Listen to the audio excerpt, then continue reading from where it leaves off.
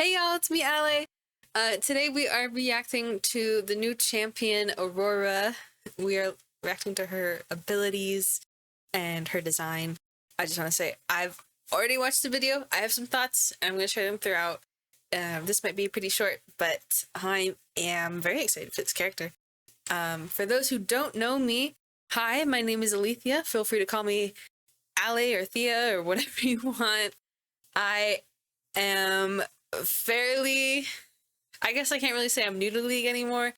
I am pretty bad though. I'm pretty bad at League, but I am an ADC jungle main, and some of my favorite characters are Xayah, Gwen, Diana, Shyvana, Lilia, Neela, just all the girlies. So Aurora is really up my alley in terms of character design. But for those of you who know a little bit about her, it is said that she was made for top, but they moved her to mid, but she can be played top. She's a solo laner, really.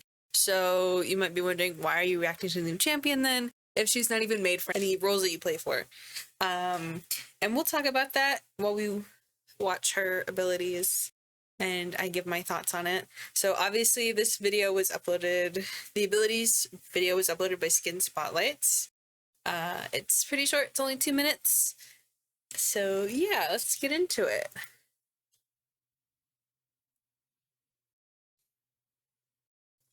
I'm gonna read these out for y'all.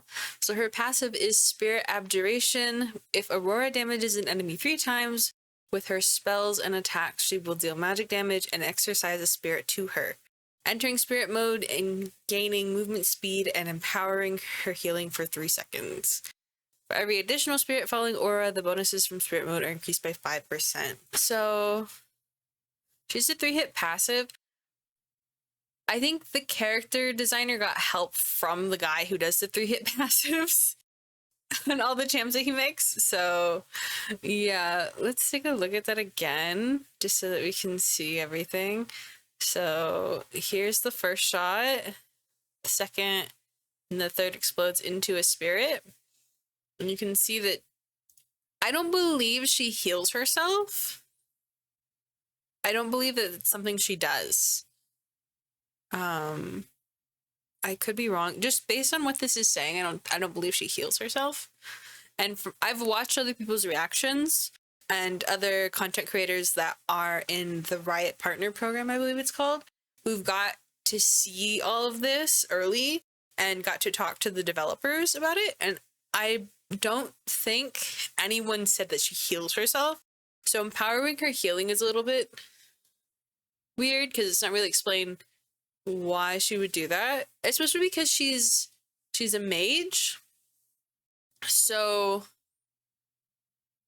what item would she be healing from? That's my question personally. Maybe when she's released and we get to look at everything in full, then we'll understand why she has empowered healing, especially because she's not a support and she's not meant to be played bot lane from the design perspective. So I don't know. Maybe it'll be explained once she's released, but I think the effects are really pretty. You can, I wish it was a little bit more obvious when she enters her spirit mode, because if we look here, she just gets a bluish tint. I wish it was just a little bit more obvious, because right now we're looking at her and we're super zoomed in, but once we're zoomed out, it might be a little bit hard on, maybe not on the person playing her, because maybe her HUD changes as well.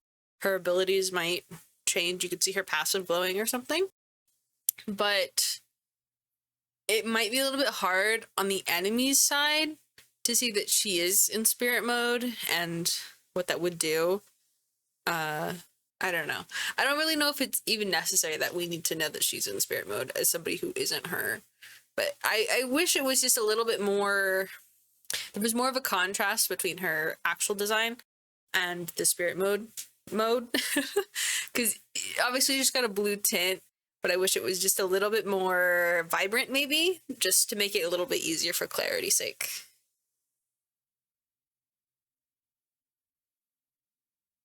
Like, she just gave me effects. I don't know. I think it's just a little bit too subtle. So this is her Q. It's twofold hex. Fire a blast of cursed energy in a direction, dealing magic damage to enemies hit and marking them with spirit energy. Recast, end the curse, drawing back the spirit energy to herself, dealing magic. It's probably should be damage to enemies passed through. So I've seen a lot of people, they're comparing this to different characters' abilities. I've seen Shen. I've heard something else. But what's surprising me is nobody's like referred to this as a comparison between Zaya's QE or just Zaya's feathers pullback in general. Nobody's made that comparison, which is surprising. Because it's like that, but think of it in the way that, let's go back and watch it. Think of it in the way that, like, if Zaya's feathers stayed within the enemy, you know?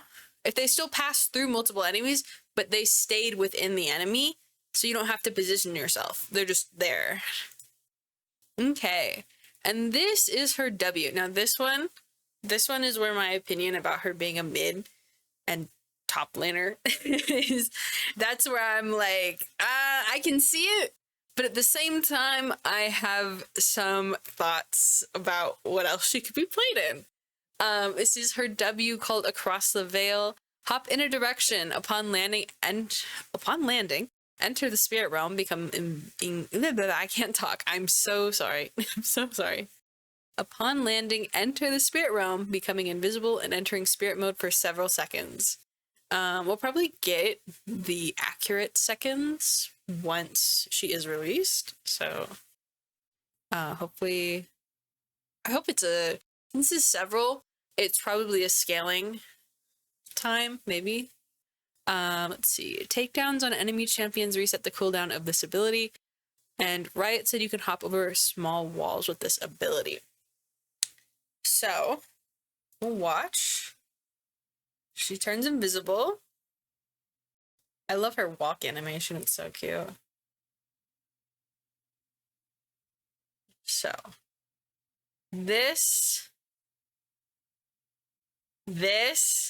her hopping over that wall.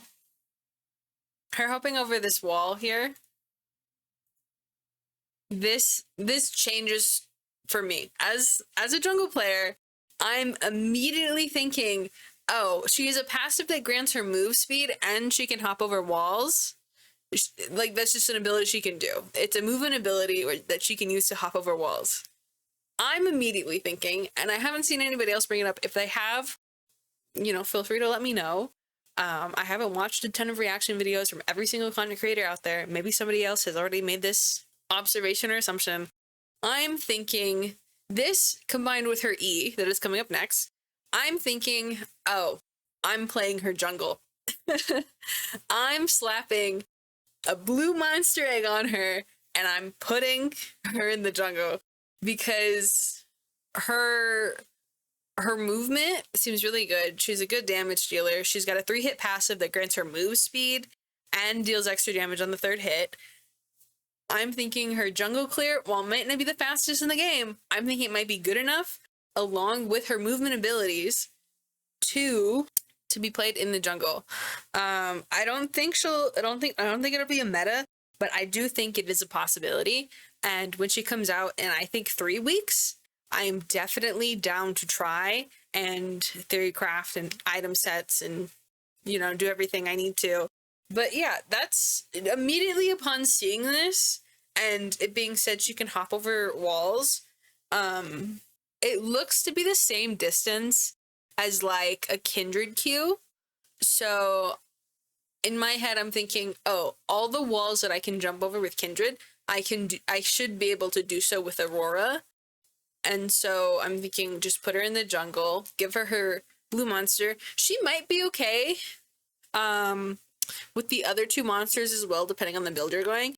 But I think if you want to play her almost like Lilia with the move speed and really give her the ability to chase down enemies, I think giving her the blue jungle item would probably be your best bet in doing so. So let's move on to her E.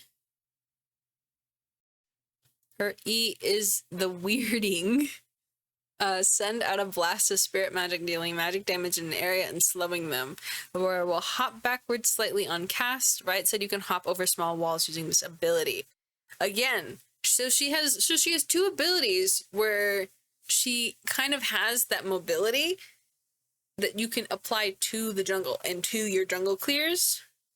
So first thoughts, I'm thinking you probably want to go, if you're starting red side, you probably want to go her Q first and then her E.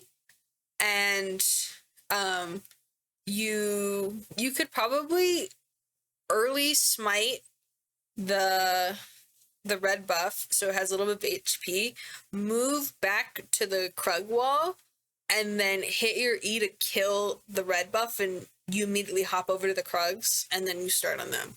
That might not be the best way to do it, but that's what I'm thinking in my head. You could probably do the same thing with the birds to get out of the birds. You could just, get in the pit, and then for last hitting and getting, the little guys, just E, hop over that wall and move all the way back up to your wolves. That's what I'm thinking, at least. Blue, if you start blue side, I don't really think it matters. There's not a lot of walls to hop over. You could go QW and hop over the wolf wall, maybe. That way, I don't see a reason to get E that early unless you're looking for clear speed. So I guess it'd be up to you, but just thinking jungle mind, I am thinking QE is probably the best way to start, because you're not gonna be level 3 by the time you exit or you will by the time that you exit your first clear. But that's what I'm thinking. Yeah. Maybe my opinion is wrong. Feel free to say so.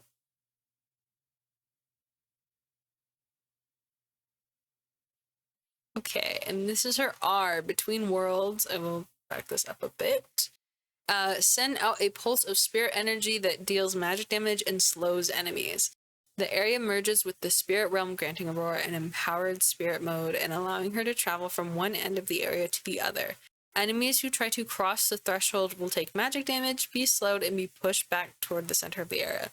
Now, from what I've seen in other people's reaction videos, some people are saying that enemies who try to cross the threshold, they're being pushed back, but apparently they're only being pushed back once, and then after that they can leave. But other people are saying it looks like Silas can't get out of the thing, and I think he tries 3 times. So let's watch this. Very pretty. So he tries, he goes in. He tried to leave twice, and he couldn't leave. Let's look at Aurora now. So I don't think they can get out. Okay, so watch her. So she can teleport to the other side of her circle, but the enemy can't. I don't think your allies can either. I think this is a really good use of showing how to use her ultimate. Like, because it's so big, a play like that is so good. A play like that just is really good.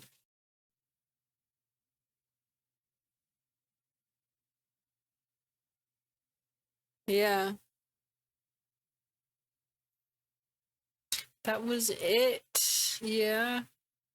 I think, let's watch this again. She just teleports around. She's getting those kills.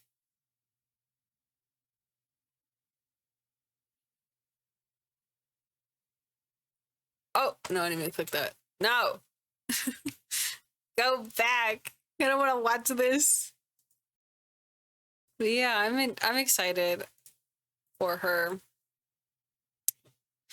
But yeah, a lot of people are saying she's definitely mid top carry potential, but I saw her debut and I was like, that's a jungle ability. I'm playing her jungle. So, if you would like to see Aurora jungle, hopefully, in 3 weeks, if we can get her release date, I will do my best to play draft. If not, we will be quick play jungling Aurora. If you want to see real time me theory crafting by myself, like almost no help looking at guides or anything, feel free to stop by my Twitch channel in about 3 weeks time. If you'd like to see any more content from me before then, though, you can always stop by anytime before then. Before her release date, I do play League, Apex, a bunch of other variety games. It depends, but mostly League right now. And Wuthering Waves, if you've heard of that new game.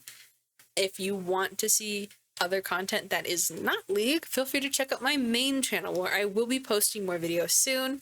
But yeah, other than that, it was good talking to y'all. I'm really excited for Aurora, and I can't wait to play her. So I'll see y'all later. Bye-bye!